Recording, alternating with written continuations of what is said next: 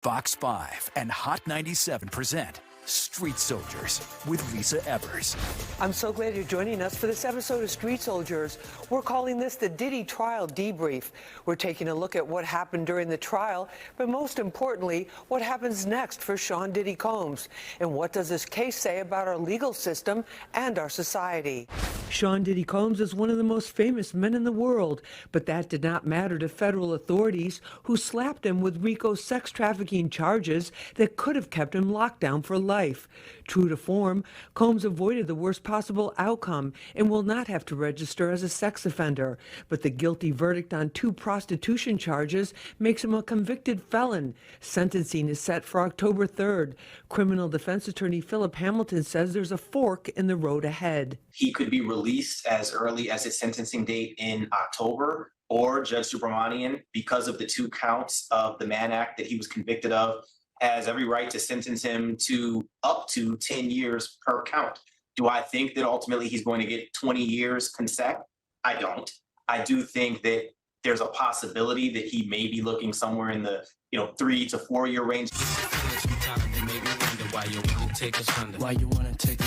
Throughout his life, Sean Diddy Combs has signaled his major transitions and reinventions with a new nickname, going from Puffy to Puff Daddy to P. Diddy to Diddy and then to Love and Brother Love. Fans and haters alike are debating whether he can reinvent himself once again and emerge from this entire criminal conviction with a way to regain his stature and influence. Diddy is like the phoenix that continues to rise from the ashes. No matter what happens to him, he seems to find a way to weave his self back into the zeitgeist and to make sure that his name is still ringing bells. For millennials and older, it's going to be very hard for us to divorce ourselves from the music and the culture. The split verdict is being seen in the hip-hop community with mixed emotions and even confusion. Some thought it would be seen as a cautionary tale, but maybe not, says hip-hop journalist Mark Elibert. Not only men, but women as well have to be careful with how they're moving in this industry. But at the same time, this has been going on for years now, and I don't think it's ever going to fully go away. We've got a great panel breaking this down for us from every angle. Let's get right to it. Joining me now for this conversation is Asia Grace. She's a lifestyle reporter with the New York Post. Asia, thanks so much for being with us. Thanks so much for having me, Lisa. We appreciate it. Also joining us is prominent hip-hop journalist Mark Elibert. He's been covering the trial, covering hip-hop for many prominent publications and platforms. Mark, thanks for being with us. Thank you, Lisa. I appreciate it. Thank you so much. Also with us is Philip Hamilton. He's a criminal defense attorney and managing partner of Hamilton Clark LLP, tried and won many federal cases. Phil, thank you so much for being with us. Lisa, thanks for having me. Always good to be back. Thank you so much. Phil, in terms of this split verdict in the Diddy trial, explain that for us. And do you think it was the right verdict? I think outside of the right or wrong or the philosophical questions, I think in many respects, based on what the jury heard, the verdict makes sense, split as it is. So when you say split, what ultimately happened? Well, you remember that Diddy was charged with a RICO count, essentially of running an enterprise that, without getting too much into the legalese, was built and centered around him being able to carry out certain criminal acts, right? That the enterprise served him, whether it was for arsons with Kid Cudi, whether it was for kidnapping, whether it was for sex trafficking, you name it. Diddy beat that charge. The jury ultimately found that either A, there was no criminal enterprise, that Bad Boy Records was not acting as a criminal operation, and or they found that even to the extent that it was, it didn't commit the predicate acts that it was charged with. There's that with respect to the RICO, no RICO. Regarding the 2 counts of the substantive sex trafficking, which included both all of the allegations underlying Cassie Ventura and Jane, the jury ultimately found that neither one of those women was either coerced, defrauded, manipulated, or any way made to involuntarily participate in commercial sex acts. And basically the 2 counts that he was found guilty of, which was essentially the interstate prostitution and transporting people across state lines for the purposes of commercial sex. Well, I think we all could look at the case. We all could be a fly on the wall and understand the facts to know it was going to be very difficult for him to beat that because he was essentially conceding that. A lot of the testimony, Asia Grace, in this case had to do with these lifestyles. A lot of people were shocked by what they were hearing and seeing. Should they have been that shocked? To be quite honest, this trial really didn't lift the curtain as much as it did kind of confirm what the streets were already saying, what a lot of people already suspected, not only about Puff Daddy, but about a number of the big names that we love. We see their shiny heinies and we, praise them, but we kind of in the back of our minds always suspect that there's things going on behind closed doors that we don't know. And it often does come to light, as it has in the case of Diddy. And since the verdict, even though he was found guilty of those 2 counts, it does seem like in a lot of people's minds, he's somewhat absolved of almost everything. The court of public opinion has changed its tune. Before they were calling him the bad, bad, bad, bad boy of society. And now they're pretty much recrowning him the can't stop, won't stop king. And they're also now looking at some of his alleged victims, namely Cassie, Jane Doe, as well as other people that have testified for the prosecution, and they're kind of giving them the side eye, saying, well, Cassie specifically, we thought she was this traumatized, trapped woman in this horrible relationship, but once the world got wind of the millions she's recently received, everyone's vibes kind of changed, and they're looking now at her and almost vilifying Miss Ventura and sympathizing with Diddy, saying, well, was he, this poor rich guy that just kind of got played by a femme fatale and an unfair system? I mean, the switch up has been very swift and very shocking to see on social media. Mark Ellibert, you've spoken about the hip hop community, the various opinions that people have. What was your reaction when you heard about this split verdict? I was shocked. Given everything we've heard and given all the reactions from people who supported him and people who supported Cassie, it was just shocking to see. I mean, I guess it was a shock because we heard about everything that was going on and what was going on behind closed doors. But then after hearing that the jury felt that these women weren't coerced into it, it's like, oh my God, what's going on right now? So it was shocking at first, but then now I'm just trying to understand like what's really the truth. What really happened, because everybody's reaction has been split. You have people who are shocked and upset that he didn't get convicted of the 2 serious crimes. You have other people who are happy and dancing with baby oil in front of the courthouse, which was a wild thing, so it's a very weird time right now. Like the weirdness that was going on before this trial is just carrying on into now because it was a split decision, and it's like we don't really know what really happened in those rooms. We just know what was said, and it's just like we don't know where we stand right now. We'll be right back after this. Phil, why is he still in jail if he was cleared of the top 2 of the most serious charges? Yeah, he was cleared of the most serious charges, meaning he doesn't have to worry about potentially spending the rest of his life in prison or an R. Kelly style 30 years in prison. Like that, of course, he skirted around. But the 2 counts that he was convicted of, which are essentially Mann Act violations, that particular provision within the United States Code carries with it a presumption of detention. And so here, Judge Subramanian was very clear with Diddy's attorneys that because they conceded the violence throughout the course of the trial, right, their pretrial papers, their opening statements, the closing arguments in regards to the domestic violence, clearly the video with Cassie, you name it, because all of that was conceded, they really couldn't run from one of the critical prongs that ground whether or not you should be released on a Mann Act violation or not. And let's not forget that both of those counts still carry up to 10 years in prison. The judge could potentially run them consecutively. Do I think that he will in light of everything? No, because it's not one of those kinds of cases where, say, Diddy was bringing, at least as far as we know in this case, underage women or anything like that across state lines. So I don't really see him, doing 10 years consecutively on each count to amount to 20 years. But could he do 2, 3, 4 years, something like that? That's totally within the realm, particularly in light of a lot of the other conduct that came out in that trial. Bill, I wanted to know if you can provide some clarity here. Even though Diddy was not found guilty on the more serious charges, does that mean straight up that it just did not happen, that the allegations against him are completely false? Or does that mean that the prosecution just did not meet a certain standard enough to have a guilty verdict for those counts?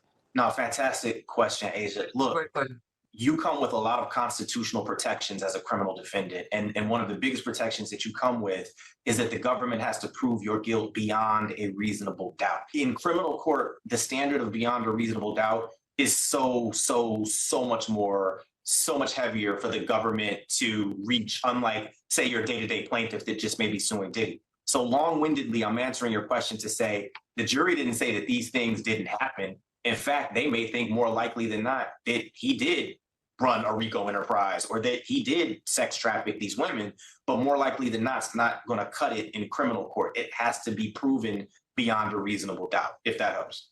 Mark, Absolutely. what about some of the witnesses? Because it's like there were witnesses, it was obvious they were lying, they were caught in outright lies. And what about that? Do you think people paid a lot of attention to that? I think they do. I had a few conversations with people who were watching the trial, and they were saying, "Wow, how didn't these witnesses, if they saw something, why didn't they say something?" So a lot of what I feel like what a lot of the witnesses were saying when they took the stand did play into the factor of this, and it did kind of change Diddy's public perception, because it's like you've had all these people around you, and people were seeing what was going on, but they saw things that were not right, and you guys still didn't say anything. But was part of it like the so-called, which some people would say is actually fake, but the street code and the hip hop code of no snitching? You see somebody, you see something happening, but you don't say anything about it. Me personally, coming from where I come from in Harlem, that was something that was like golden rule, no snitching. But when it comes to human lives that are being abused and violated, we have to say something. We have to speak up, because these crimes are happening.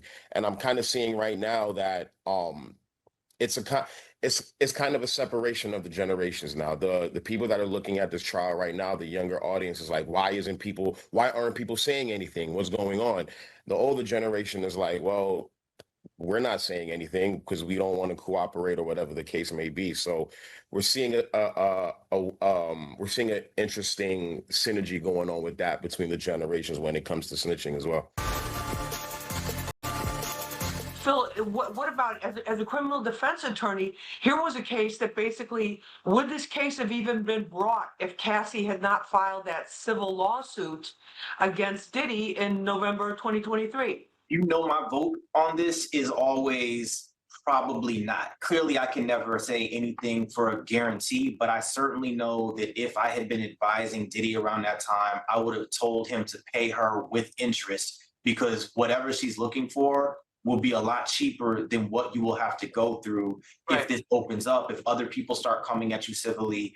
And when other people start coming at you civilly and more light starts to get shown on some of your conduct, whether actual or even false allegations, you have a situation where the government may start looking into things. That's exactly what happened here. And now you end up dealing with this federal prosecution where not only did you have to pay the millions to Cassie, then you had to pay the millions to your legal team, then you had to pay probably with your reputation for the rest of your life. I mean, one question I have for all of you guys is, does Diddy end up kind of getting that OJ effect where, like, okay, you beat the top counts, you're feeling good, you come out, you're thinking that life's going to be great, but then, like OJ learned, every time he went to get something to eat, someone's running up to him saying murderer. He just wasn't the OJ pre-1994. And so I wonder with Diddy, is it going to be the same situation for him? Like, is he going to be in for a rude awakening? Like, hey, what happened? Why are people looking at me crazy? Why don't people look at me the way that they used to? And it's because you didn't pay Cassie that money when she asked for that money up front,